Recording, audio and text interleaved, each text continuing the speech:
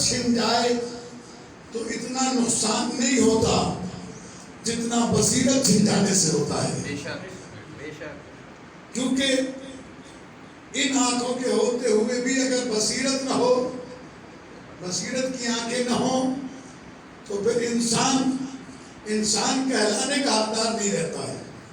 اب میں اس میں بہت ساری باتیں آپ کے سامنے عرض کروں گا کہ قرآن مجید فرقان حمید میں ایک آیت ہے اور عجیب فکر والی آیت ہے کہ وہ انسان کہ جو دنیا میں اندھا ہو جائے، امن کانا فی ہذہ اعمی فہو فی الآخرۃ اعمی، جو شخص اس دنیا میں اندھا ہو گیا وہ آخرت میں بھی اندھا اٹھے گا. قرآن کی آیت ہے.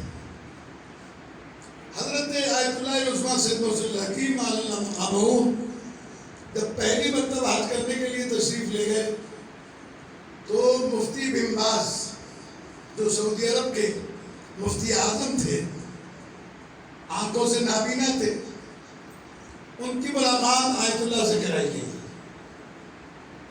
جب آیت اللہ سے انہوں نے گفتگو کی تو بہت متاثر ہونے کے بعد میں جملہ کہا کہ جب آپ کو عربی آتی ہے اور اتنا آپ کو عربی پر کنٹرول ہے تو آپ قرآن مجید کا ترجمہ اور تفسیر کرتے وقت یہ کیوں کہتے ہیں کہ قال صادق علیہ السلام، قال باقر علیہ السلام، قال علی علیہ السلام، آپ براہ راست ترجمہ کیوں نہیں کرتے؟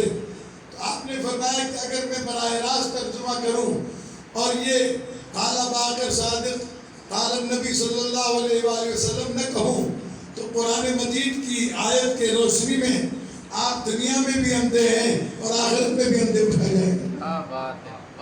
من کان فی ہذہ اعمی فہو فی الآخرۃ اعمی.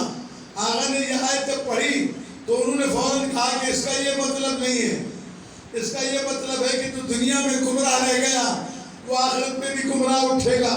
آقا نے فرمایا بس فرق اتنا ہی سا ہے کہ تم قرآن کی تعویل اپنی مرضی سے کرتے ہو، ہم قرآن کی تعویل محمد مصطفیٰ کی مرضی سے کرتے ہیں.